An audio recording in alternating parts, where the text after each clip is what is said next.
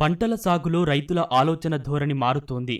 ఎంత ఎరువేస్తే అంత దిగుబడి అనే విధానం నుంచి సహజ, సేంద్రియ పంటల సాగు దిశగా రైతుల అడుగు పడుతోంది. రసాయనాల ఎరువుల వాడకాన్ని పరిమితం చేసి సహజ, సేంద్రియ విధానాలను అవలంబిస్తూ నాణ్యమైన దిగుబడులను సొంతం చేసుకుంటున్నారు. అలా కృష్ణా జిల్లా బాపులపాడు మండలం వీరవల్లి గ్రామానికి చెందిన రైతు వెంకటరమణ సార్వా వరి సాగు చేసి నాణ్యమైన దిగుబడులను సొంతం చేసుకుంటున్నాడు. గత కొన్నేళ్లుగా వరి సాగులో పశువుల ఎరువుతో పాటు తక్కువ మొత్తంలో యూరియా, డీఏపీ వినియోగించే రైతు ఈసారి పూర్తిగా సేంద్రియ విధానాన్ని ఆచరించాడు. పంట వ్యర్థాలతో పాటు పెసరను పచ్చిరొట్టగా వేసి పూత అనంతరం కలియ దున్నాడు. దీంతో భూసారం పెరిగి ఎలాంటి పైమందులు వాడాల్సిన పని లేకుండా పంట ఆరోగ్యంగా ఉందంటూ రైతు చెబుతున్నాడు. 24 సంవత్సరం బట్టి ఏటా కూడా 25,000 రూపాయలు ఎరువు తోలుతానే ఉన్నాం. నిరుడు మట్టికి తోల ఎరువు, నిరుడు గడ్డి రొట్టబెట్ట వేపించాం, ఏది భూచక్రం వేసాం. ఈ మన పెసర కూడా రొట్ట కూడా చేలోనే ఉంది. మళ్ళీ రొట్టబెట్ట వేపించాం, మళ్ళీ పెసరొట్ట మళ్ళీ మొక్కలు ఎత్తున పెరిగింది. మళ్ళీ అది దమ్ము చేసాం, దమ్ము చేసి చేను ఊడిచేసాం, ఊడిచి కలుపు తీసాం అంతే. చెరువు దిగలంతవరకు మందు కానీ స్పేర్ కానీ ఏమీ వేయలే. ఆ రకంగానే చేను పండింది. దోమ మందు కానీ లేకపోతే పురుగు మందు కానీ అసలు ఏమీ చల్ల.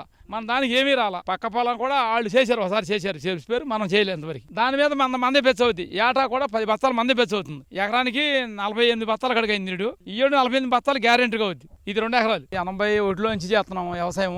ఆ రోజున మందులు చల్లేవాళ్ళం కాదు, ఎరువు మీద పండించేవాళ్ళం, దుక్కు దున్నేవాళ్ళం, చేను తడిపేసేవాళ్ళం, చేతులతోనే గెట్లో పరద చేసి ఊడిపుడిచేవాళ్ళం. అదే రకంగా ఊడిపుడిచి ఎరువు మీదే పండించేవాళ్ళం. ఇప్పుడున్నా ఏదన్నా చల్లితే ఏదన్నా కొద్దిగా ఒక అరకట్ట చల్లేవాళ్ళం 3 ఎకరాలు 4 ఎకరాలకి, అంతేగాని అసలు ముందేసేవాళ్ళం కాదు. అదే రకంగా అంతకంటే ఇప్పుడు ఇవాళ ఇంకా అంతకన్నా శాస్త్రంగా పండిస్తున్నాం. ఇదే రకంగా పండించాం మన రాష్ట్రం అంతా ఇవాళ సస్యశ్యామలంగా ఉంటుంది. నేను చిన్నతనం నుంచి మా నాన్నగారు వ్యవసాయం చేస్తున్నారు. ప్రతి సంవత్సరం ఎరువు తోలుతున్నాం, ఎంతో కొంత మళ్ళీ ఎరువు వేస్తున్నాం, డిఏపి అయ్యి. ఈ సంవత్సరం డిఏపి అనేది లేదు, అంటే ప్రతి సంవత్సరం ఎరువు తోలి మందు వేస్తున్నాం, డిఏపికి యూరియా, అంతేగాని ఇంక వేరే రకం మంది ఏం లేదు. అంటే 2 ఎకరాలు 2 కట్టలు వేసేవాళ్ళం ప్రతి సంవత్సరం. ఈ సంవత్సరం ఏంటంటే చేలో ఎరువు తోలకపోయినా మిషన్ కోత కోపించాం. ప్రతి సంవత్సరం మామూలు మనుషులతో కోపిస్తున్నాం, ఈ సంవత్సరం మిషన్తో కోపించాం. ఆ వరిగడ్డ ఉందని చెప్పి దాన్ని భూచక్రం వేయించి పైరు చల్లాం. పైరు కూడా బాగా పండింది. పెసర చల్లామన్నా, పెసర చల్లితే ఈ సంవత్సరం పెసర మిషన్తో కోపించాం. ఆ మిషన్ కోసినప్పుడు గింజలు రాలిని, ఆ రాలిన గింజలు మళ్ళీ వేసవకాలం వర్షాలకి మళ్ళీ మొక్కలు వెళ్ళి బాగా మొక్కలు ఎత్తున అయిపోయింది. ఆ పెసర ఉందని చెప్పి దాన్ని మళ్ళీ రోటివేటర్ కొట్టించి చేలు మురగబెట్టాం. బాగుంది. ప్రతి సంవత్సరం మీద కూడా ఈ సంవత్సరం చేను మంచి నీట్గా ఉంది. మందులు వద్దు, ఎత్తే మళ్ళీ పడిపోద్దామని చెప్పి ఇలా ఏమీ కొట్టలేదు. స్పేర్ మందులు కానీ మొదల మందులు కానీ ఏమి వాడాల. ఇప్పుడు పండినట్టే పండింది. ఈ సంవత్సరం కూడా తేడా ఏమి లేదు. వాటితో పోటీగా ఉందన్న. ప్రతి సంవత్సరం వాటి మీద పెచ్చు అవుతుంది. ఈ సంవత్సరం అయ్యి 45, 49 అయినా అదే పోటీగా అయింది. దాని మీద ఒక బస్తా పెచ్చు అయ్యింది కానీ తక్కువ అయ్యేటట్లేదు. వరి సాగులో ఈసారి ఎలాంటి ఎరువులు వినియోగించకపోయినా చుట్టుపక్కల పొలాలతో దీటుగా తన వరి చేను పెరిగిందని రైతు చెబుతున్నారు. ఏటా ఎకరానికి 48 నుంచి 50 బస్తాల దాకా వచ్చేవని, ఈసారి కూడా అదే స్థాయిలో దిగుబడి వస్తుందని రైతు ఆశాభావం వ్యక్తం చేస్తున్నారు. ఈ పంటను చూసేందుకు చుట్టుపక్కల రైతులు ఆసక్తి చూపుతున్నారు. అచ్చం ఎరువుతోనే పండిస్తాడు ఆయన ఎక్కువగా. పశువులు పేడగానే ఇతరులు ఏమి వాడాల.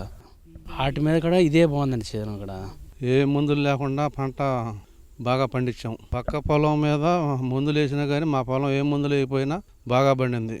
మిగతా రైతులు కూడా ఇట్లా చేస్తే సేవ్ అయిపోతాం, బాగా రాబడి ఎక్కువ అవుతుంది.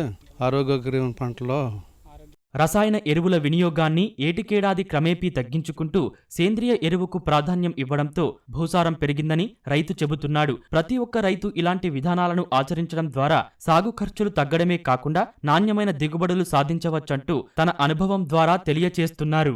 రైతులు సోమా సురేష్, వెంకటరమణ అయితే ఎలాంటి రసాయనిక ఎరువులు వాడకుండా వరి పంటను సాగు చేసి అధిక దిగుబడులు అయితే పొందుతున్నారు. అయితే వీరిని ఆదర్శంగా తీసుకొని మిగతా రైతులు కూడా ఇలా పంటలు పండిస్తే పర్యావరణానికి ఎంతో మంచిదని వీరైతే చెప్తున్నారు. కెమెరామెన్ భాస్కర్తో తిరుమలేష్, ఈటీవీ న్యూస్, విజయవాడ నుంచి.